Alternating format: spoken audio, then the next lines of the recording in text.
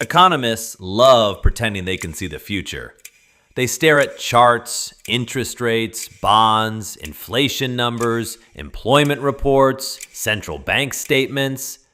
But sometimes the real warning sign does not come from Wall Street.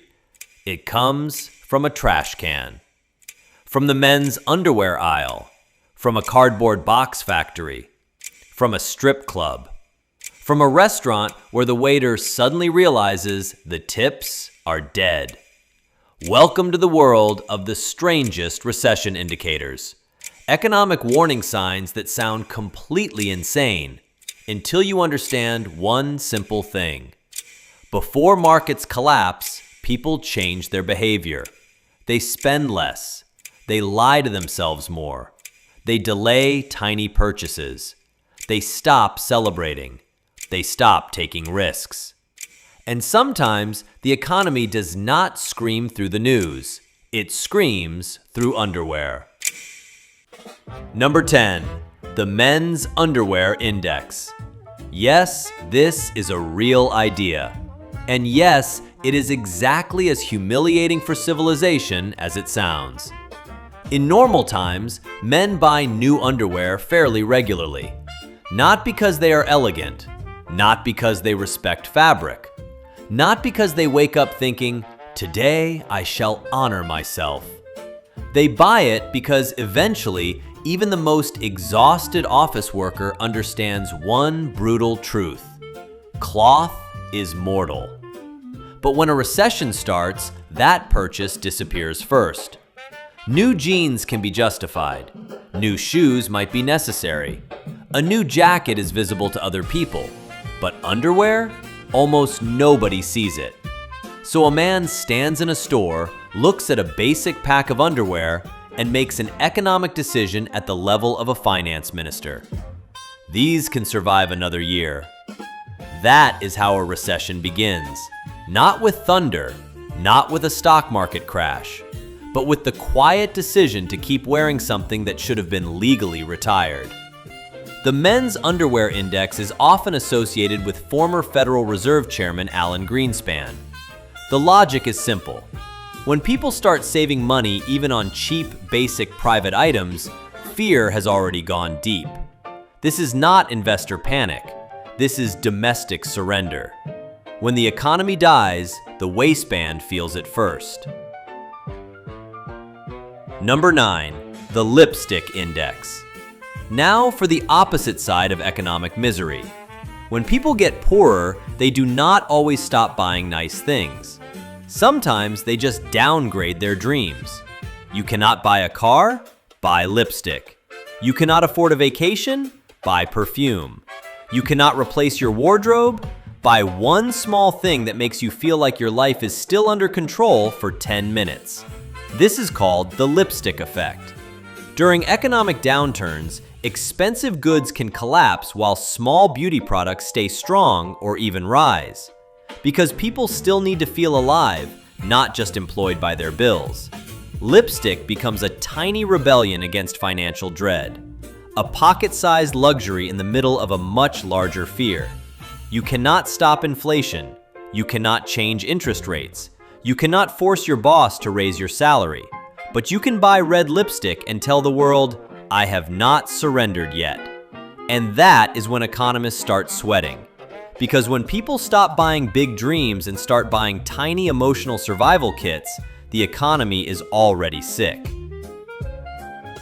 Number 8, the Cardboard Box Index. Forget the stock market.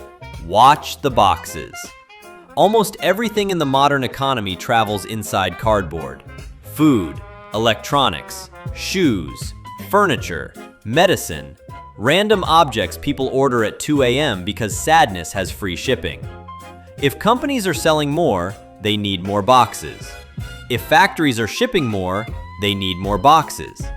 If warehouses are moving more goods, they need more boxes. So when demand for cardboard starts falling, it can mean something very simple and very ugly. Less stuff is moving. The economy is slowing down before the headlines admit it. The Cardboard Box Index is beautiful because it is stupidly physical. You cannot fake a box. You either need it or you do not. No politician can give a speech so powerful that a warehouse magically requires more packaging. Before consumers stop spending publicly, businesses may already be quietly ordering fewer boxes. Before the recession has a name, the box factory may already hear the silence. That is the horror. The first place an economic crash appears might not be a bank. It might be a stack of unused cardboard sitting under fluorescent lights. Number 7. The Garbage Index. Garbage is one of the most honest economic indicators on Earth. People lie. Companies lie. Governments lie professionally. Garbage does not lie. When people buy more, they throw away more. More packaging, more restaurant waste, more construction debris, more office trash, more industrial leftovers. A booming economy creates mountains of waste. A slowing economy gets quieter. Dumpsters fill more slowly. Waste trucks carry lighter loads. Landfills receive less material. And suddenly the trash knows something the finance minister has not admitted yet. This is why waste volume can reflect economic activity. It is not glamorous. It is not elegant. It does not wear a suit on television, but it sees everything. If restaurants are emptier, the trash knows. If construction slows, the trash knows. If offices cut back, the trash knows. If households stop buying things they do not need, the trash definitely knows. The economy can smile for cameras. The garbage bag cannot. Number 6. The Strip Club Index. This one sounds like a joke someone made at 3 a.m., but the logic is disturbingly solid. Strip clubs and nightlife venues can feel economic weakness early because they depend on disposable cash, not rent money, not grocery money, not I must survive until Friday money, extra money, the stupid money, the bonus money, the cash people spend when they feel confident enough to make terrible decisions under purple lights. When construction workers, salesmen, brokers, tech guys, contractors, and local businessmen start getting nervous, they do not always announce it. They just stop spending. They order fewer drinks. They tip less. They stop showing up on weeknights. The club feels the recession before the spreadsheet does. In some industries, dancers and bartenders notice the downturn before analysts write reports about it.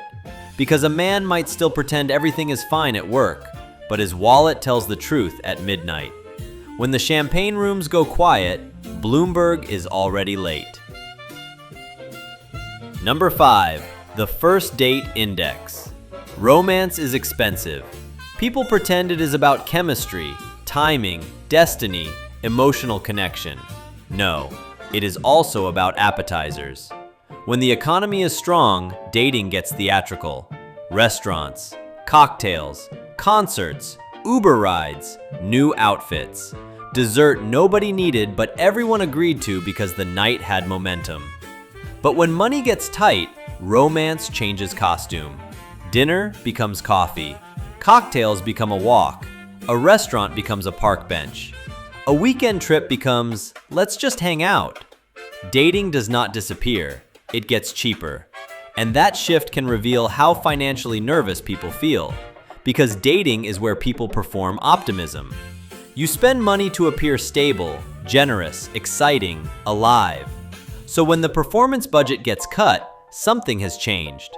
If first dates move from restaurants to, I know a nice place to sit, the economy has entered an awkward phase. Love may be priceless, but appetizers are not. Number 4. The Champagne Index. Champagne is not just alcohol. Champagne is confidence with bubbles. People open it when they believe something is worth celebrating. Promotions, deals, weddings, bonuses, successful exits, new apartments. The arrogant belief that tomorrow will be even better than today. So when champagne sales fall, it can mean the mood has changed. People are still drinking. Of course they are. Humanity is not that advanced. But they may stop buying the bottle that says, "We are winning." Champagne is vulnerable because it is symbolic. Nobody needs champagne. You buy it because you feel rich, successful, romantic, victorious, or at least committed to pretending. During downturns, people trade down. Champagne becomes Prosecco. Prosecco becomes cheap wine. Cheap wine becomes whatever was on discount near the register. The bubbles do not disappear all at once. They downgrade. And that is the signal. When corks stop flying, confidence may already be dead. Number 3. The tipping index. Tips are emotional money. They are not the bill. They are not the required payment. They are the little extra people give when they feel generous, comfortable, or too socially trapped to refuse. That makes tipping a brutal, real-time indicator of consumer mood. In a downturn, people may still go to restaurants. They may still order food. They may still pretend life is normal. But the tip starts shrinking. 20% becomes 15. 15 becomes 10. 10 becomes, sorry, things are tight. The waiter learns about the recession before the central bank, because the official economy moves slowly. Reports come later. Data gets revised. Politicians argue. But a server can feel the mood change in one weekend. Same tables, same menu, same fake smiles. Less money left behind. That is the frightening part. The restaurant is still full, but generosity has already left the building. The economy is not dead yet, but it has stopped saying thank you. Number 2, the temp worker index. Before companies panic publicly, they panic quietly. They do not immediately fire the core staff. That looks dramatic. That scares investors. That creates rumors. So they start with the edges. Temporary workers, freelancers, contractors, part-time shifts, interns, recruiters. The people who are easiest to cut without calling it a crisis. This is why temporary employment can be an early warning sign. When business expects growth, it hires flexible labor first. When business smells danger, it cuts flexible labor first. The office may still look normal. The executives may still say everything is stable. The company newsletter may still contain the word excited 14 times. But the temp contracts quietly stop renewing. The freelancer pipeline dries up. The weekend shifts disappear.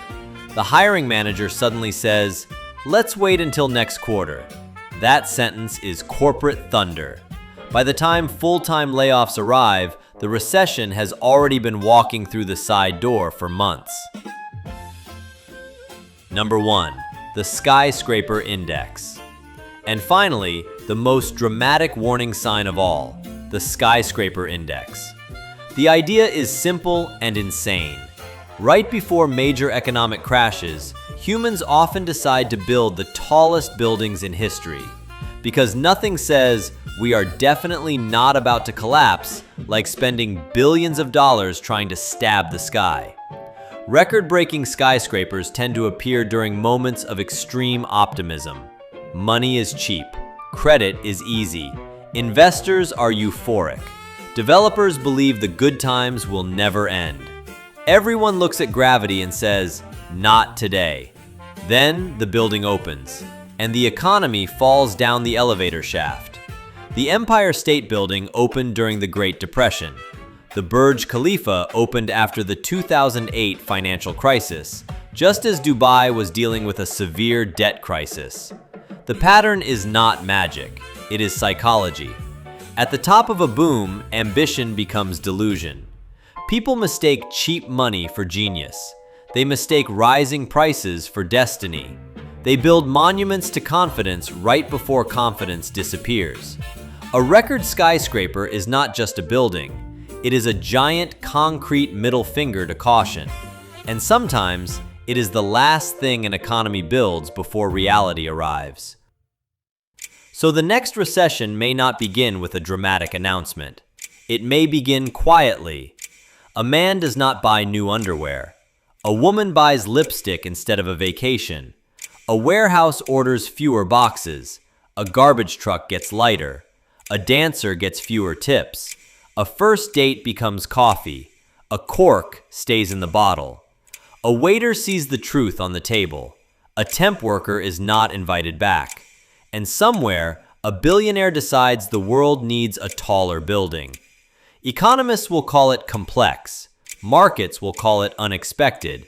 Politicians will call it temporary. But the signs were already there. In the trash. In the boxes. In the tips. And unfortunately, in the underwear.